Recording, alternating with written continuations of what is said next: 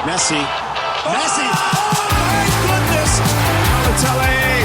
Aguero. That is extraordinary. What a head, son. What a head. Back of the net. Hello. This is the Not a Pundit podcast. I'm Killian, and I'm delighted to be joined, as ever, by Nate and Connor. Gentlemen, how are we doing? Can't complain. Big day of football in the Champions League. Ireland women's playing in the Aviva. It's a good day for football. All good here, yeah. Same old depressed United fans struggling through. Well, at least you got a little bit of good news today with John Murtagh leaving the club. Yeah. Is there white smoke of Mr. Ashworth? Habemus Papam. Oh, you'd hope so. Anyway, I would have took the 7 points though. You know what I mean, just to keep. I would have traded it, but you know, we can't have everything. So, how has the hangover of the weekend of results been, Nate, for United? It's been rough. It's been rough. We should have had nine points from 9 games, in my opinion. Should you know? Yeah, we should have. Conceding the last minute to Brentford. That hurt. The Brentford game, that was, I'll admit, it's the only United game I actually did watch. You deserved nothing from it. we were still winning in the last minute, Killian. We didn't deserve to lose a goal in the last minute. You had all of about 4 shots on target I think Brentford had something like 32 shots, and like very few of them were on target in the end, which is more of an issue of Brentford. But you just had nothing until the last, like basically until injury time, and then you just got lucky, and then Brentford, like I thought Brentford were hard done by to only get a point out of that game. You know, Eric Ten Hag's tricky reds hitting on the counter attack. I think you're messing up. It's a similar story to the Liverpool game. Like that first half, Liverpool could have been 3-0 up, but I think United in the second half really did play well, to be fair to them. But the big one to me was the Chelsea game. I felt some emotions that I haven't felt in a long time. That was cruel. That was vent, my friend. Literally cruel. 2-0 down, back 3-2 up, and then to concede 2 penalties that, in my opinion, weren't penalties. Like they were like the fella got knocked over by air. Like, you know what I mean? Seems to be a lot of penalties in the league this year. Mate, we've received like 3 penalties that have literally no contact. Like, and I'm like, what's going on here? It's almost like VAR is useless. Who would have thought? Yeah, just don't have the balls to overturn it. That's what I think. It's just years of karma been built up. No, getting tons of things going their way. Decades of free time. Yeah. That corner like hit deep. Like the anger I felt when no one went out to pick up Cole Palmer. Oh my god. Oh my god. He's having some season. Yeah. I have to say though, like from the Brentford game, why isn't Thomas Frank being talked about for the United job? Like he has that kind of like slight unlikableness that, like, if he's yours, he's your villain, and I think that would really suit United. It would suit them, but a club that big with that much money at play with it, I don't think he'd scare investors. Listen, I'm grand being called arrogant and whatsoever, but you do not go from Brentford to Manchester United. Okay, it just doesn't. Shouldn't happen. I mean, Fergie came from the abyss. Yeah, and when he's gone for teams that are meant to be the right kind of profile, that hasn't worked out for you. Getting guys from like Chelsea, getting guys from like Ajax, getting guys from like Everton when they're on the up. How does that feel? No, but you also have to put some perspective in it. Like Eric Ten Hag was playing Champions League football year in, year out. He did very well in the Champions League as well. So there's caveats to that. Where Thomas Frank, like, I don't know, has he ever coached in the Champions League? I don't know. No, I don't think so. He was initially brought in as an assistant coach to Brentford with the co-director of football, who was co-director with Midtjylland in Denmark. And then once Dean Smith, I think that could have been under like Mark Warburton at Brentford. And then when Dean Smith left, he was then promoted. But like I'd say that's more to his credit, because like he's been around English football a long time, so he knows the gist of it. He grew the club, and let's not forget, it was not that long ago that like how people are talking about De Zerbi, that's how they were talking about Thomas Frank. Yeah, but I have a feeling, and this might be like, call me out if you want, but this might be quite ignorant. Is in my head, I have him down as one of them managers that does really well at a certain team, and once he moves on, I don't see him carrying that on. There Do you know? definitely is managers like that out there for Hmm. sure. Like Like, I do think Thomas Frank, what he's been able to do there is very impressive, and I'd be intrigued to see could he do it at another club. See, I guess my major point more about it is kind of like, one, are United looking at the right profile of managers? Like Ten Hag, which from before he joined, it was always part of him, was like, even the Ajax people said, like, he's not good with the media. And that's in his native country. Thomas Frank has a kind of arrogance to him, where it's that kind of like blunt Europeanness, which I find quite endearing. He's a bit more experience in the Premier League than people kind of care to admit. But the other thing with United, like they seem to still be kind of focusing on names, like Southgate. There's no coaching merit to ever hire him, other than the fact he's the England manager. Like that's yeah. pure name. So And it like, would destroy Nate's soul, so we can appreciate that. yeah, but it's just like, why aren't they looking a little bit outside of the box? But like, fair, like the first point you mentioned about the press conference and stuff, I actually quite like that part of Ten Hag. I, as much as like the media and people around football would love United to have a gobby manager that goes into the media every day and says this and that. I actually quite like it where you're not turning up every Friday like wondering, oh God, what's he gonna say today? You know what I mean? I think, yeah, I agree with that. But I think at a club like United, with what, 6 press conferences minimum a week, plus internal engagements and all of that, he's a bit too, not in a Klopp way where Klopp just goes nuclear. I think he's a bit more. He gets offended easily, and I think when you're in that position, like, remember when he was talking back on Gary Neville's comments on him, like, when you're Man United manager, you should not be given airtime to pundits and what they think of you. You know, Yeah, I agree with that definitely. I was actually just discussing this today. I think that where I see this United squad at currently, I think we need a manager that's a bit more pragmatic. who would that be for you? For me, it'd be Tuchel, but I'm happy to other suggestions. It's just the one thing, and I've always said this. I like Ten Hag. I like him as a manager. I think it's probably time for him to go. Now, this is the Oh, first time okay, I've yeah, moved the needle a bit, but I do think it's time for him to go. I don't think it's all his fault. Let me say no, that, no. but I do think we need to get someone in with a bit of pragmatic Like football. You know what I he's mean? not going to get any more out of that squad that's there. Yeah, and Like as things stand, there's no benefit long term to having him there. yeah, But Tuchel, just that long term is what gives me the alarm bells with Tuchel. Like, Tuchel's a guy, you'll get max. He's a Mourinho, you'll get 3 years out of him. But can he do what United need him to do in that 3 year period, or is it just kicking the can down the road? See, that's what I'm saying about the likes of a Thomas Frank, I is like they're just not thinking outside of the box, just that little bit to kind of like, yes, Thomas Tuchel, great manager, really good name.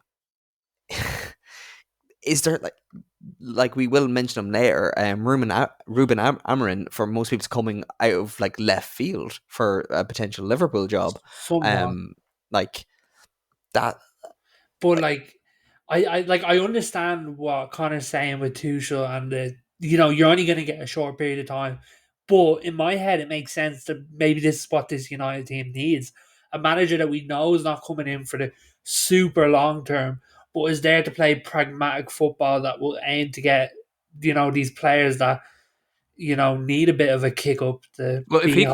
if he can come in and within that, say, 2 3 years that he normally stays, maybe even 4 to push, and if he can recalibrate United to position it for another manager to come in, that's a success. You Because know, where the club is right now, with the appointments they're trying to make above the manager, the Mm. club isn't ready right now to get that manager in right now. You know what I mean? Like, we can bring in a De Zerbi right now, but he's still not going to have the people above him that he needs. So that's what I'm saying is, like, what happens if you take the hit, but a calculated hit as a Tuchel? You know what I mean? Like, Tuchel can come in and do wonders for you. He might not work, but it'll If he give does, he'll really get and the place going. it will give time for when that Tuchel era ends or whatever to get the Ineos power flowing. That's how I'm starting to look at it. If you can't get Ashworth in by the summer, I'd agree with a Tuchel. Yeah. If you can have him in by the summer, not during the summer, by the summer. You want outside the box. But I think this summer, because look how quickly Ashworth worked in Newcastle. There was very little lag of kind of like the players that were being signed and success on the pitch when Ashworth was involved. So like if you have somebody like him, just start the project now. Like rip the band-aid off. Why bother waiting? I think this summer is already screwed because I don't think we've been making the groundwork for this summer. I think we're already the best next transfer window is January next year. You know what I mean? Because I don't think we've been preparing and looking like we don't know what we're doing with Ten Hag, so we don't have a manager that we know that we're gonna go get. So how can you plan? You know what I mean? Unless Brailsford and his boys have been plotting in the background where they may not have been officially in the club, but they're working towards that summer anyway. Well, if you look at Ashworth, what's he doing at Newcastle now?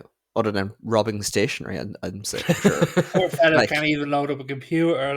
Yeah, so do you think he's sitting around watching, I don't know, Yellowstone on Paramount? No, he's going to be looking at the United games from afar. He's going to be looking at, you're not going to take on a job like that without knowing it.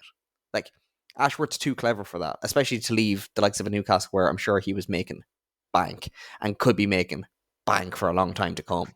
So, I think the work is happening, and it'd be more a matter of when can everybody be in the building. And as soon as everybody can be in the building, then the project starts. And if it's going to be the beginning of next season that Ashworth's going to be there, then yeah, get a Tuchel in. January is also a wretched time to be having your first big window because price wise, you're just going to get done. So there's big talk, and I'm pretty sure it's confirmed at this point. James Wilcox from Southampton will be our technical director. That's another 12 months leave right there. Yeah. So did he not leave Southampton though? I thought he was already gone from Southampton. So what? Yeah, but he still has to be placed on gardening leave. So he's told them that he's leaving. Yeah. United offered him money and they turned it down, so he just went, "I'm leaving." Yeah, I saw he'd handed in his resignation, and for me, I thought that was okay. That's deal done. Yeah. No, that's gonna be 12 months. So, do you see what I mean in terms of this ship doesn't feel like it's moving right now? It feels like we're trying to pull them up the side of the ship to get on. Yeah, so, that kind of changes things. Because I thought worst case scenario, you'll have pretty much everybody else in, bar a kind of few of the Brailsford 10% marginal gains people, and maybe have to wait for Ashworth for a couple of extra months. But Bereda's in already. That's the only thing. The CEO is in. How was that received? Obviously, it's not like he's from Manchester Group, a Man City fan, but obviously he's an incredible operator and he's been around an unbelievable transformation of a club. But that's one of Killian's cronies at Sunderland coming into Newcastle. I don't know how well it'll be received. I think it's a bit different when it's people running the show. More to the point, how was it received when the guy who was the CEO for the whole tenure of the 115 charges is coming over? That'd be more to the point. Bad CEOs can sink ships. In terms of but he was the CEO of Man City, CEO of City Group. Yeah. Well, no, he was. I don't think he was CEO. I think he was it was some other role. It was basically an executive anyway. But I don't think he's to blame for that. You know what I mean? No, I think it'll be easy fodder though for the press that if City do get done with the 115, which I don't personally believe they will get done in the end, but if they do, all eyes on Man United, and it gets murky quick. Yeah, but as from the fans' point of view, that can't be kind of reassuring. No, I think it is because he's a good operator. This guy is highly rated. There's no doubt. There's no denying that. City are not happy to lose him. We're delighted to have him. I'd imagine if City get caught out with 115 charges, there'll be probably a new chant out. Breda managed to jump ship before it happens. You know what I mean? So we're happy. It's just I don't think we're moving yet, and I don't know when we're going to start moving. So in my opinion, I wouldn't be surprised if Ten Hag's even around for another season. Do you know? That'd be grim for you, though. Yeah, maybe if we didn't have like 60 injuries a season, we might be in a better spot. I tell you what, I know, like, this is maybe a pod in itself, and we've talked about it somewhat before, but with games being longer and longer, obviously we're getting more goals than we've ever seen, but we're also getting way more injuries than we've ever Oh, seen. mate, the amount of injuries we've had this season is a But like, joke. not even just yous. Like, it's Chelsea, like Liverpool have them. We've had a string of them. Like, I know it's also teams that are involved in Europe, but I mean, and it But, like, sounds mental when it's only 9-10 minutes a game extra, but they add up. Like, But there it's was- not just 9 or 10 minutes a game extra. It's extra friendlies every summer. Like who was it? Barcelona? As soon as the season ended, because they needed the money, they were straight out on tour. yeah. There's extra cup games. There's extra Champions League games now. Like Van there- Dijk was talking about it, that the fact that they had to go to the Euros a week after the Champions League final. Yeah, and it's not just like, and look the amount of European games now. There's the Champions League, there's Europa League, there's the Europa Conference League. Yeah. Like then there's all the extra internationals that they're trying to cram into every empty weekend or empty week that they can, or they'll make an empty week for it. And the whole kind of chat of winter breaks in the UK is kind of gone again, but I think it's something that really, really should be brought back, because Well, player Okay, yeah. welfare is going off a cliff at the moment. Where, like, the other thing that's worrying as well, and I know tech advances, and so do kind of the medical staff around, but it seems like the windows for recovery and rehab are shortening and shortening, and like players are coming back from injuries, arguably on paper too quick. Well, like, not to bring it back to United, but where the hell's Tyrell Malacia? Like, this fella's been gone for a year. Yeah, No one's seen him. yeah. Like, genuinely, no one's seen this guy. Like, did he ever play for us? yes, he got injured. He had a couple of good games. He got injured, came back, done one training session, got injured again. Like, this guy has not been seen. Like, he hasn't posted on Instagram in a year. Like, we do not, like, this guy is posting every day. It's like, what's going on? Free the homie Tyrell. And a crazy stat is we lost 4 centre backs in 120 minutes of football to non-contact injuries. Like, that kind of thing that's is wild. outrageous. And like, I had high hopes, and I don't want to pin it on one person, but didn't Arsenal, so like O'Driscoll from Arsenal, come over to United as chief medical officer? Yeah. And like, he at Arsenal really had them solid. They were pretty injury free for a long time, and I don't want to pin it on him. It might just be coincidence, but like, questions need to be asked there. Oh, like, I think I we've think had. I think that opens questions up to Ten Hag as well, because like ultimately he got his structure in place, coaching wise. So like, we know he's a decent head of medical in place. Like, that, it may not work out that it is working in the way that everyone would want. That could be it. Or what way are they training? Because like, obviously we've seen with how, like, say like Sancho and stuff, like there's been players not happy with the training methods or the demands put on them, and like, it's also what they're training on, because there's currently a big debate in the US, in NFL, around Achilles injuries and ACL injuries, and more injuries seem to be happening on fake grass pitches than turf pitches. And there's like an uneven split in the league. I think it's like 60-40 have fake grass, and apparently they compound injuries more. And when you look around the Premier League, there seems to be a hybrid of some turf and some fake grass in mostly all stadiums. They have that 5G piece, so it's kind of like, is there something in what they're playing on alongside, the demands that the likes of Ten Hag has been putting on the players? Yeah. plus like the ever shrinking of the likes of shin pads and stuff, like that can't help for injuries for contact ones anyway. I'll be But honest, I was the never thing- a fan of shin pads. Never. The thing is, a lot of them now are non-contact, and I think that's the biggest worry, is like, what prevention is happening to stop players getting injured when it's not through like physical contact? You know what I mean? Yeah. Like, there has to be, like, surely there's studies going on. Like, surely. But is that wear and tear? Like, is that a case of, there's a reason players are getting younger and younger. It's because by 30 you're old in football. Yeah, but like when teams are getting like 60 injuries a season, it's like, at what point is that you're just running all these players into the ground? Into the ground, yeah. Do you know what I mean?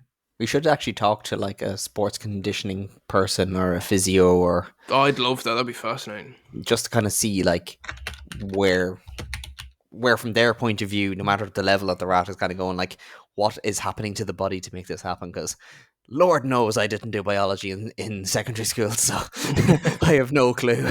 I did, and I heavily regretted. One of the toughest things you'll ever do. Any listeners out there that are deciding that they're subjects to the Leaving Cert, do not pick biology. Anyway, back to football.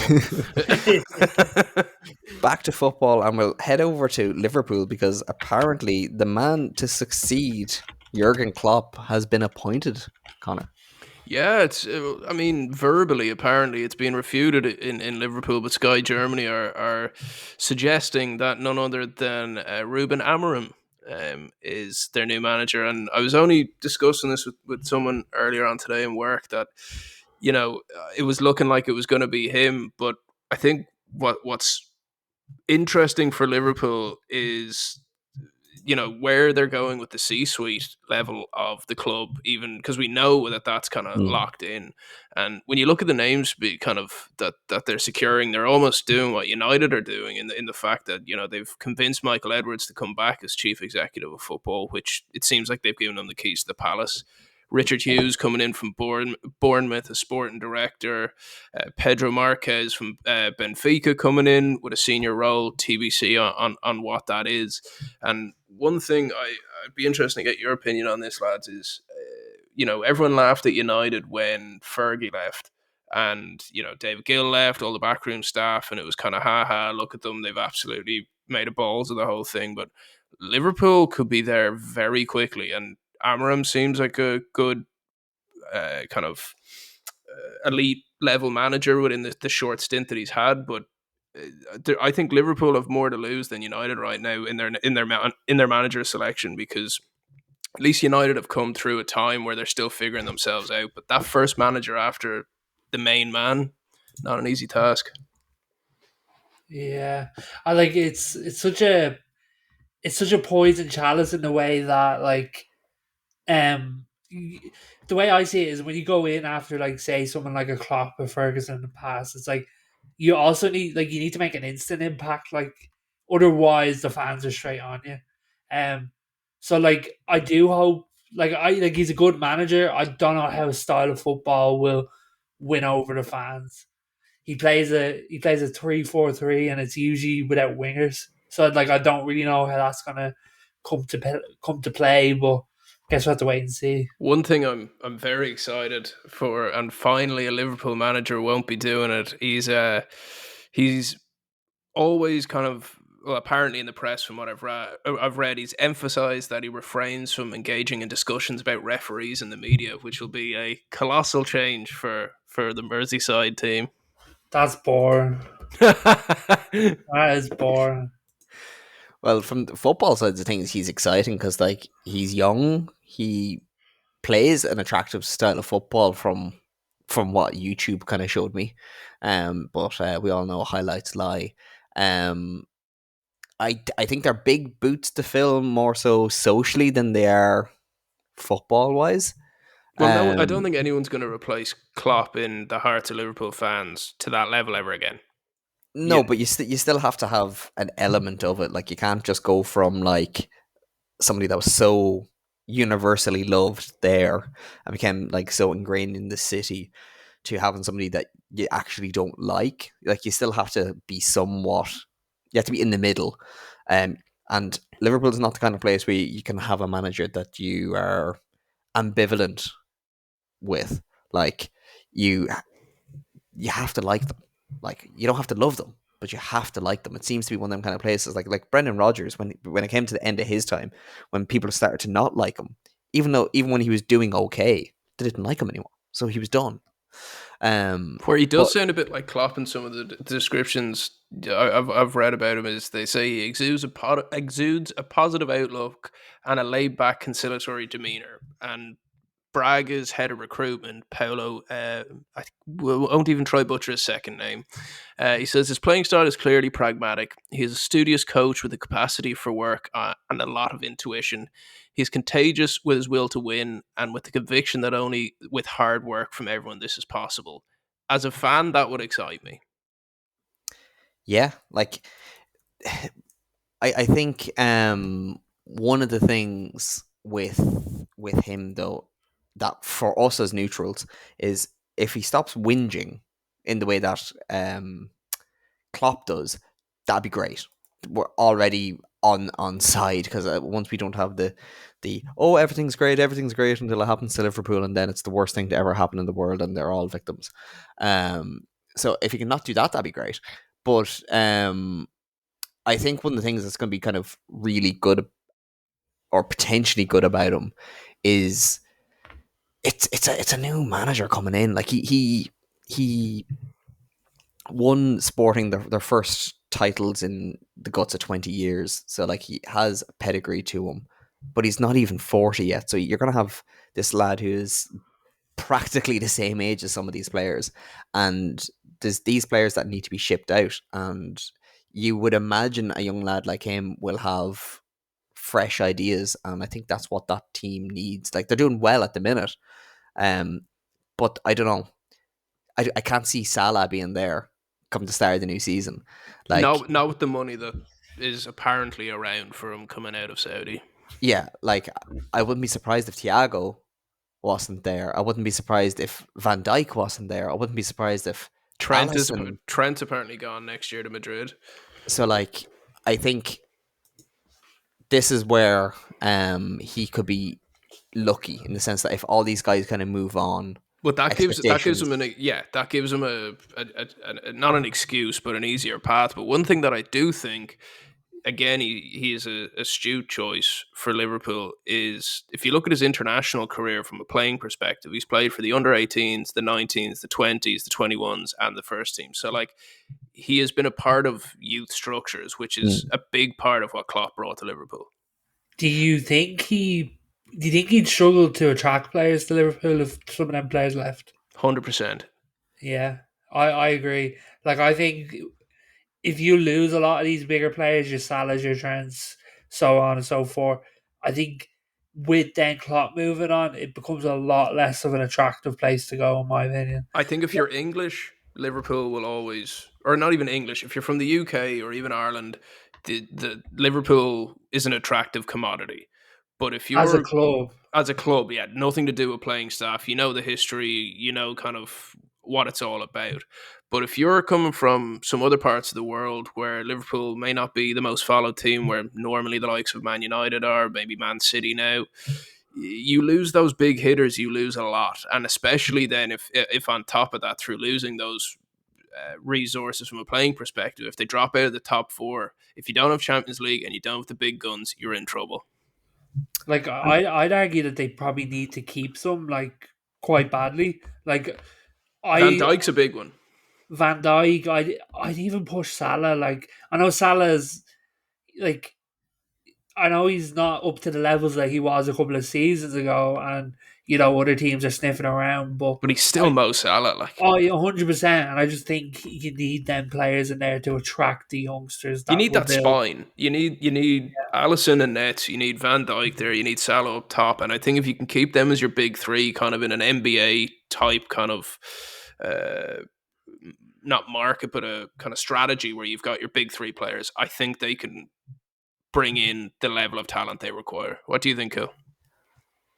This isn't a like for like, but I think it's as kind of as a close of an analogy as we can get. But if you look at the team that Moyes inherited, they were coming off the back of winning a title, so they were obviously good players, but there were players at the beginning of the wane, and there was players that I think it was even on Stick to Football or whatever, that Rio Ferdinand was basically admitting that by the time Moyes came, he should have been looking to move on or shouldn't have been there. Yeah, I heard that.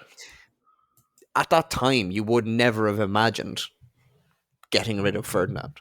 But looking back now and with the likes of them kind of statements, would Moyes have been better off not to have Rooney, not to have Ferdinand, not to have these kind of big players that you couldn't have imagined not having? But if he had been able to get rid of them and open up some space in the team to allow players to be attracted to, because whatever about Mo Salah being an attractive name, if you're a striker, he's a blockade as well. I think from a playing perspective, you're completely right. And I think going back to the United example, those guys probably should have been moved on by that point. But I think from a leadership perspective, when the complete coaching ticket is gone, The Yeah. CEO is gone. If you get rid of those big players, that could really be the tipping point of decades of trouble. If Yeah. And I'll throw this question to both of you: is can a manager coming in afford to rip up a team like that? In terms of fans will already be skeptical to a certain extent. Okay, new manager, how is this going to go? Can you then rock the boat to that degree where you're getting rid of your Mo cult Salahs, heroes, your like, yeah. like, do you know what I mean? Like, it's such a huge. You literally get rid of like an era of identity that they've been for the last 8 years. If you get it right, though, there'd be a statue of you. See, I don't think this is a case of a manager coming in and ripping up the play sheet. I think this is how is he going to deal when this happens? Because each of them players has now warranted the trust to be able to say, listen, I have an opportunity to go earn generational money here. Let me. And they've earned the right to not be stood in the way of.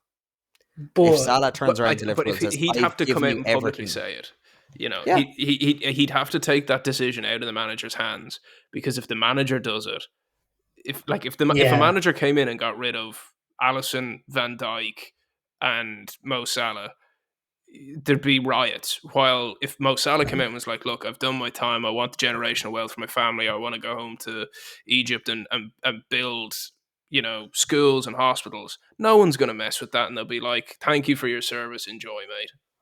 And also, I'd say the one thing that's a bit probably scary, in my opinion, like if I was a Liverpool fan, would be I don't think the recruitment's at the point at Liverpool where it was the last couple of years. Like, I'd be worried if you sold them players who they're going to get in then, you know what I mean? I mean, that said, with Michael Edwards back, that he did a tremendous job the last time he was around, and I But think they're assembling kind of like United. The event between United and Liverpool, they're taking the best people in football right now.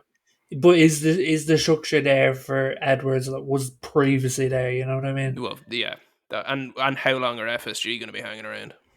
Yeah. Like, I'm just having a look at some of the like recent transfers in, and like there's been some big money spent for Liverpool and not a whole lot of benefit to it, to be honest.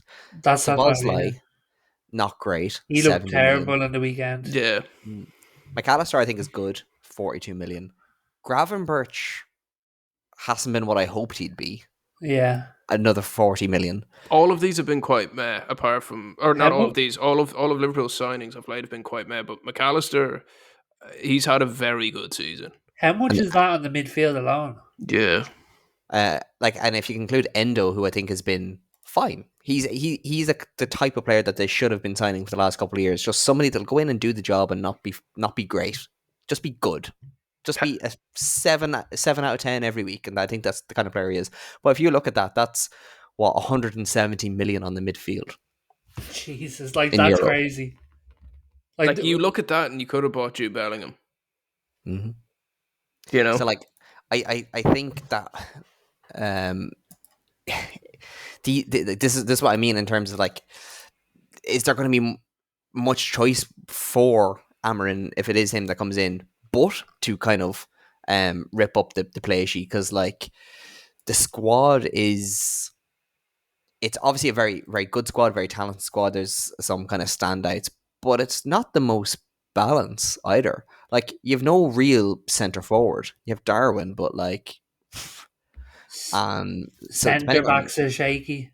Like, centre backs are shaky. Like, what is it? Kanate, Van Dijk, Matip, who's injured, Joe Gomez, who has spent the best part of his whole existence injured. Like, to be honest, the strongest position that they have in a singular position is either the wing or goalkeeper.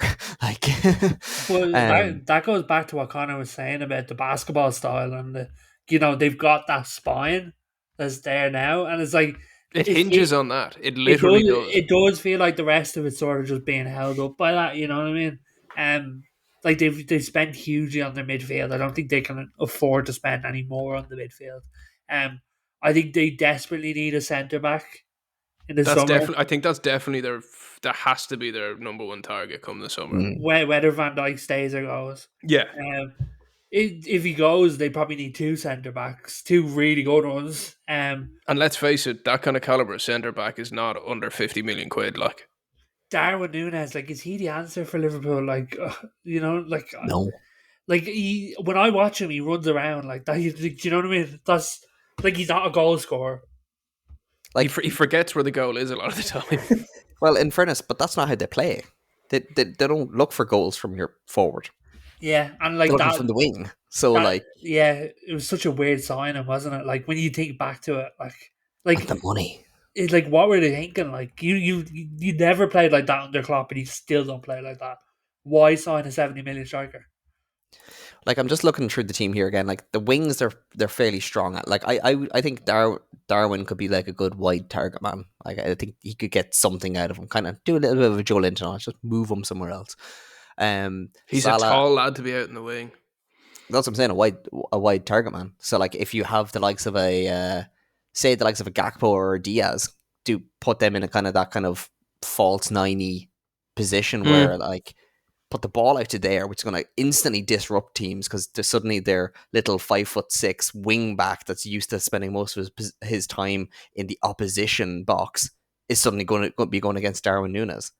Well, if Joe their Linton can centre-back- do it, if Joe Linton can do it, anyone can do it. Yeah, or their centre back is going to have to be dragged out as far as wherever Núñez is, and then suddenly the likes of a Diaz with the ball coming down to them, dude, like it has worked for teams time and time again.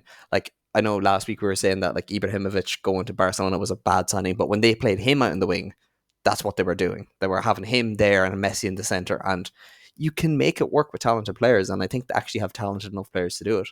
Like Jota, Gakpo, Diaz, Harvey Elliott. Just for anybody listening, we are actually watching the Madrid and City game in the background. Absolute worldie.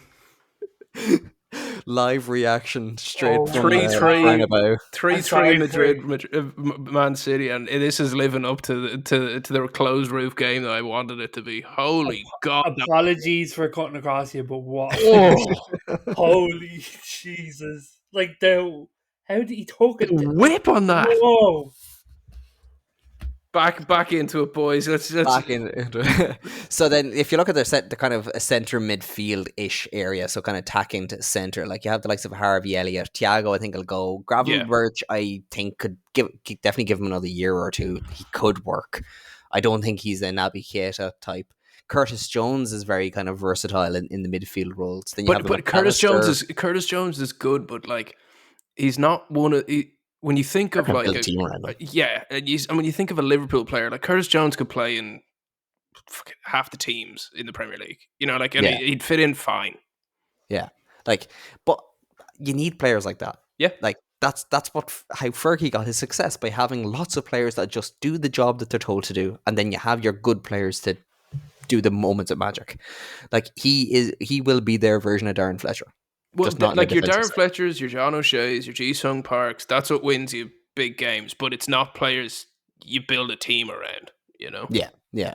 Like, I think there's that young lad, Bartovic or whatever it is, the Spanish-Serbian guy who's injured, and Endo was your defensive midfielders. I think unless Gravenberch is willing to kind of do a little bit of work there, they could do with a more defensive midfielder again, and then maybe can start considering Szoboszlai as like an attacking winger type. It will be interesting to see like these players that we're saying, like say Curtis Jones, like for all we know, if it is Amorim that comes in, he may revolutionise him and do what Eddie Howe did to Joe Linton, make him into a baller, so like there is always that new manager syndrome. And like I think the other thing as well that we shouldn't forget, and I think in the UK football scene, the Premier League and all that, it's very easy to kind of like, oh, it's only the Portuguese league. Amorim is one of the most expensive managers of all time. Like when he went to Sporting, I think he was the third or fourth most expensive. I didn't see the number on it, but I read that as well, doing a bit of research on him, that like it was not cheap to bring him in from Braga. I think it was 10 million. Because at Braga, remember that he came in the September to take over their B team. He turned down Benfica to go to Braga because he said he felt he'd have more input, and by December he was first team manager. Mm-hmm. At what, 36 at that point? Yeah, like And like it just actually just having a very very quick scan of his Wikipedia page because that's how much preparation I do for these things. Like he's dealt with like the sporting team he inherited like had the likes of Jeremy Matheu from formerly of Barca retiring at the end of his first year and stuff. He had like lots of players coming in. The likes of Pedro Porro was actually there. João Paulinho. So like he's well capable of integrating players and like dealing with kind of moving them on. And I know it's a very sporting thing, but like there's some very very good recruitment done under him. Like Manuel Ugarte was brought in under his watch, who is now at I think it's PSG, Yeah. and he's very very good. So like I wouldn't be too worried about the ability to replace them because he's probably going to bring somewhat of a staff with him. So I don't know if you guys caught it. Eric Dyer did a interview with Gary Neville on the overlap, and he was talking about his time in sporting as a kid, and he was saying he that was Portuguese eligible. yeah, and he's fluent in Portuguese. I've seen anyone who watched the All or Nothing with Tottenham, but he was saying that he's found in Spurs that young players today don't really have the same grit to them or awareness, and he kind of credits the fact that he's like, you can say what you want about Eric Dyer in terms of his playing ability, but outside of jumping into the crowd that time, like he is a consummate professional, and he said that from a very young age at Sporting, it was a case of if you didn't make your bed in the morning at 12, it didn't matter if you're playing Benfica at the weekend, you weren't playing. If you were late to training, you weren't playing. You were media trained from a very young age, and there was a respect and a respect for authority and a respect for the game instilled in him. And if he can bring that to Liverpool, that's a major thing again for the young players. But the one question I'd have again on Amorim, and I don't know him too well, but recently we were talking about John O'Shea and the fact that he can relate to young players really well. That's one for Amorim too. But in the same way that we said, that's great and that, but that's what you want your assistant manager to do. Is he too young coming into a team? Like, he's 39. Like Van Dijk's not that much younger than him, Like, is he too young to Yeah. be taking on these big names? I don't really think so. Like I don't think age plays into management as much as we might think. Like It does when you don't have experience. yeah, he's put in the yards already. You know what I mean? Yeah. Like it's not like it's his first rodeo to say like he's a Champions League manager who's played Champions League football, who's won trophies of sport and put in the years. And been to So the World Cup as a player, yeah. like I think he has the respect already there. From what I've gathered and seen online, it seems like a lot of Liverpool fans are just worried about the style of play that he brings. I suppose that happens with any new manager, though. But I think, especially like you said earlier, with a team like Liverpool, who's so defensively minded, a 3-4-3 would be slightly terrifying for them. Yeah, and like also the fact that he doesn't seem to use many wingers either, which That I think that could be an issue. Yeah.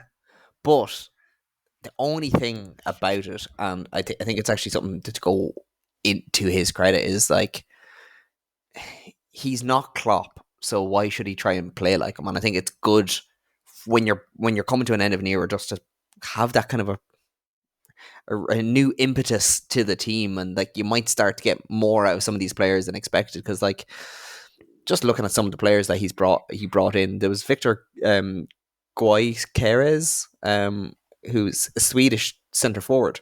He's now valued at 55 million according to Transfer Market. He can't stop scoring. They signed him from Coventry. Wow. Really? Like, and how much from Coventry?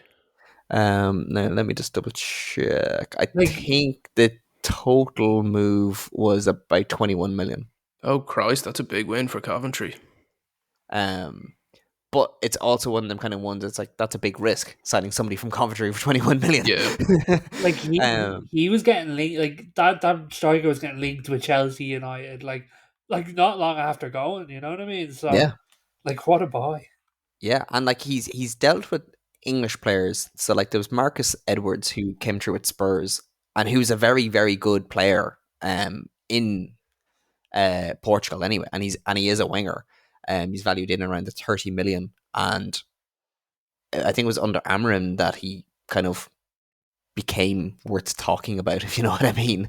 Because like he went from Tottenham to another Portuguese team, and then went to Sporting. So like he can get the best out of players and young ones, and he can deal with an English player, which is a very very good sign, because I often notice that like managers that haven't dealt with with players that came through the English structure, because I just think there's such a difference in like with the money, with the ego, and all that comes with being a footballer in the English model, that just like as Eric Dyer said about the difference with like making the beds and everything for Sporting. You can't imagine that at Spurs. You can't imagine that at United anymore. Like these are pampered pooches. So if he has proven that he can at least get the best out of one of these guys, well then it's a nice little indicator to have, You'd Yeah, wonder what kind of money he'll be given. You know? to like spend, or Yeah. like wages. Oh no, to spend, like say he manages to, like, if Salah goes, there's your obvious, there's 100 odd million there probably that they can get out of Saudi for that if the numbers are correct. Even went as high as 150 last Jan, but like even though that Saudi well is kind of drying up in terms of those colossal offers, but Mm. will he have to buy to sell in some regard? Like maybe I'd say so. from an FFP point of view, how are they looking? Yeah, I think they might be looking a bit worse for wear with the recent big signings, but like I don't like I don't know how much money FSG would be willing to Because give again, them. are they still hanging around? You know, Yeah, like, and I think one of the big question marks that has been around him has been like, from what I've seen today, was is he a big enough manager to take on a club like Liverpool? And in my opinion, when a player that played for Benfica goes to manage sport, and that stands out. You know what I mean? Like I Yeah, don't think it'll get to him. Like, yeah, and that's a really really good point, because I think yeah. again with the kind of Premier League bias, we kind of forget how passionate these other leagues are. Like it was only a couple of years ago that, was it Porto when Bastos was there, or one of the teams where the ultras stormed yeah, the training pitch, Oh, yeah, I and do remember that. like they take their football a little bit more seriously. So like whatever they want to say about kind of going, like I think there'd be more harm done for a rival going to a rival in Portugal than it would be, say, like a rival, like a City, somebody from City going to United. I think you'd be a lot more worried about your own safety. So, like, you have yeah. to have mental fortitude that we're not particularly used to. And in terms of the money thing, is like, if he gets to kind of have some of his people in and around from Sporting, because Sporting has always been very good at spotting kind of the underutilized Famously players. Ronaldo. Yeah, but like even just across, like the likes of the Ugarte, they kind of got Bellerin back on track recently enough. Like they've gotten players like Pedro Porro, and they ended up making Pretty like, penny off him. yeah, he was what 40 million odd to Tottenham. Like they can spot value, and like he's managed these guys. So like you're either going to pick up something, or you're bringing your staff to do it. And if he can help the likes of Michael Edwards, I think you can get a lot of unearthed gems Yeah.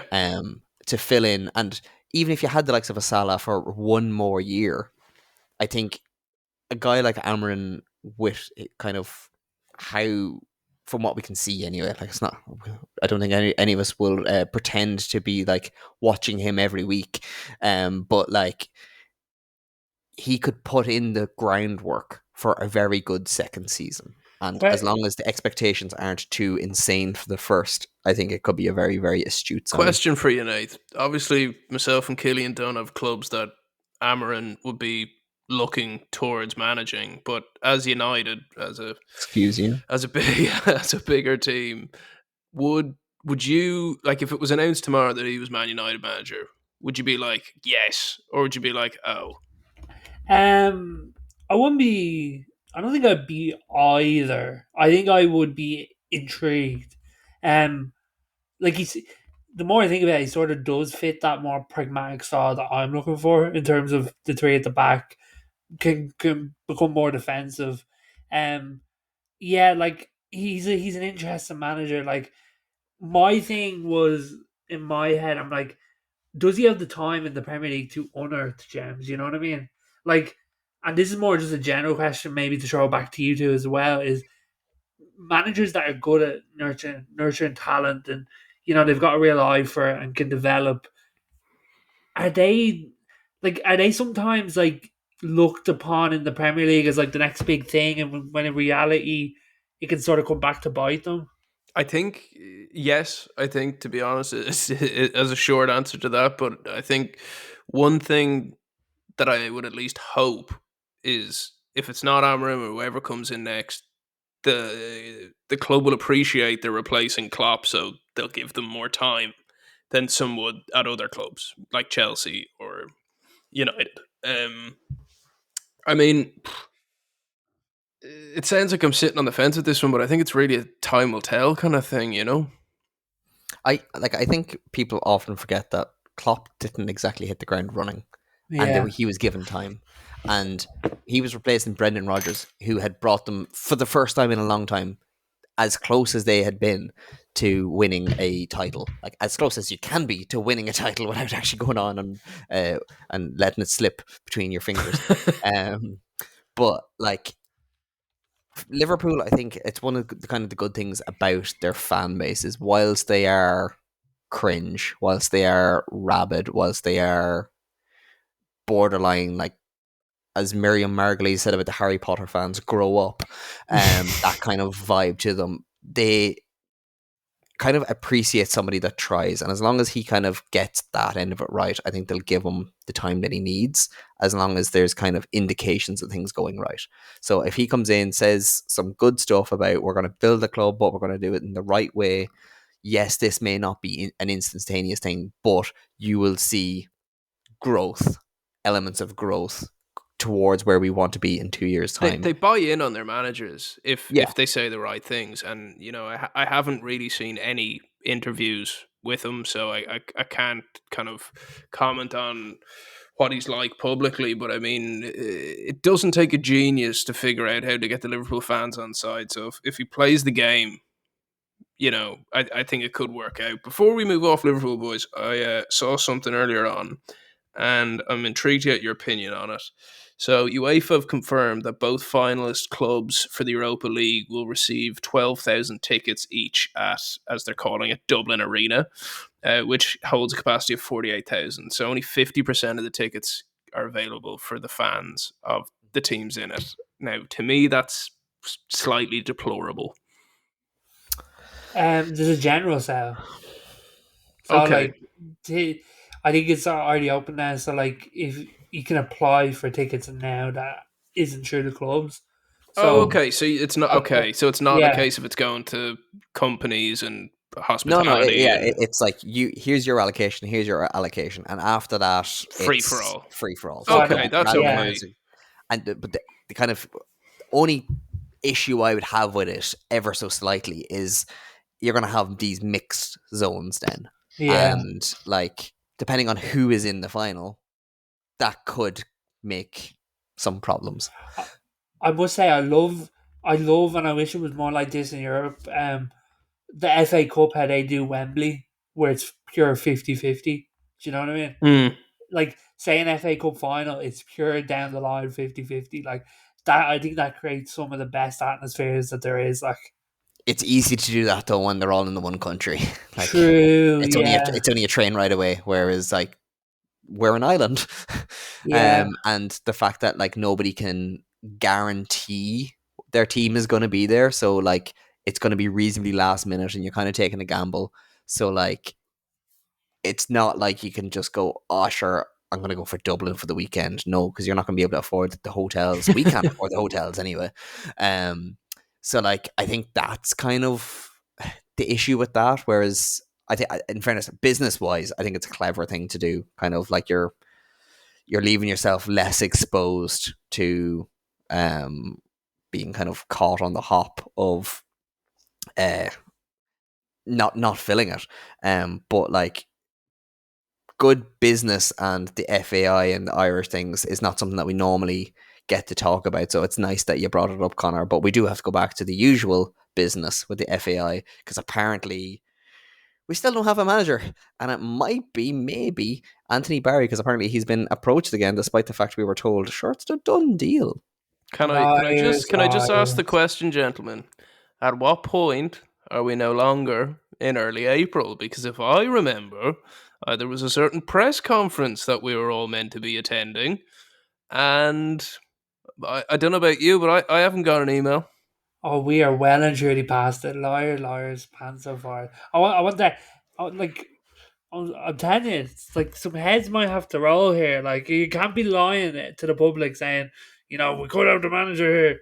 You either do or you don't. Like, Well, do you there know was what I one. mean? I don't know if you saw it. I can't remember which Instagram channel or Instagram profile I saw it on, but the French women's manager was asked what his Oh plan yeah. was when he's finishing up, and that one threw me for a loop because all I could hear in my head was Killian going, "It's a manager with international experience," and I was like, "Oh," because that's one that no one would see. Well, saying that, I think I suggested him before, because he was was he the Saudi manager during the World Cup? Oh, was that him? Because you Yeah. did suggest him. Harvey Renard. Yeah, him. Yeah. Yeah, because he is very handsome, and I don't think I'd forget that face. He's a good like, looking man. like But he would be amazing. but like, I don't get my hopes up. and he just lying to us. Like honestly, like, are they taking us a bit for fools here? Like, because like surely the journalists and people got to start asking questions now. It's like you can't come out in a press conference and say we've got this time period, and then once you get to this time period, nothing happens. Like some accountability. being the resident kind of wishing the best for the FAI of us. Maybe what happened was they thought a deal was done, and they were a little bit overzealous. You don't Wouldn't say be in a press like- conference, though. You don't Yeah. say in a press conference. Like you don't with the train Well, wreck all I'd that say is the is- FAI. You all gotta be careful. You know. All I'd say is never presume malice when stupidity is involved. You love like- that line. That sounds like some birthday card. Killian quote. loves that line. Heard that one a few times. Well, like it's the same with conspiracy theories. You can't think that the American government is going to be controlling the weather, Matt Letitia. Like, no, like the Irish government is so bad you can't stop anything from leaking, let alone like taking control of some grand conspiracy. And I think the FAI is kind of the same. I don't think they've shown enough. Like, if you look at all the dirty laundry that even the current version of the FAI has aired in public with the likes of the Oireachtas Committee, I don't think they have it within them to put in some kind of grand plan to kind of sell tickets by pretending to announce a manager and then actually not having it and hoping to kind of get it done. I think it was probably, listen, we think we have somebody done. Are you sure? Yeah, pretty sure. All right. And then it goes out and says it in the press conference, are you still sure after it? Maybe not that sure. Maybe you shouldn't have said it. As the optimist of this trio, how soon do you think we will have a manager? Because I'm gonna put it out there. I think 1st of June we still don't have a manager. I think the end of the month. Do you think? I think for May we have a manager. I think we don't have a manager in the summer. All summer. I am officially. All summer. I'd say maybe July. Jeez, you're even more pessimistic than me. I didn't know that was possible. And Mark Canamau. That's what I'm gonna say. Yeah, I'd second that motion. I'd wait and see. Like if he pulls the rabbit out of the hat here, the date's I'd give him gone the now. benefit But of the doubt. even okay, I'll forgive the date if it was a good Yeah. manager. But like, who the hell is actually left? Well, see, this is the thing, and don't forget, like, how many times have we seen with clubs over the years that like journalists get like an inclination of something and they go running. Like, there might have been a chat with Anthony Barry, but who knows when and about what. So, like, I think Anthony Barry would be stone mad to do it. Anthony Barry is going to be out of a job very soon, though. But but he'll get picked on. You know. He it's the will. it's But the FAI's job to put water on that fire that gets lit with these rumors. Yet they fail to do it. Like, yeah, but the FAI have also spent years kind of burning bridges with media. Yeah. well, Like, come on, they have to have soul on their side. Where if an Anthony Barry story gets put out at 2 o'clock on a Tuesday, by 6 o'clock we all know it's not happening. You know what I mean? Yeah.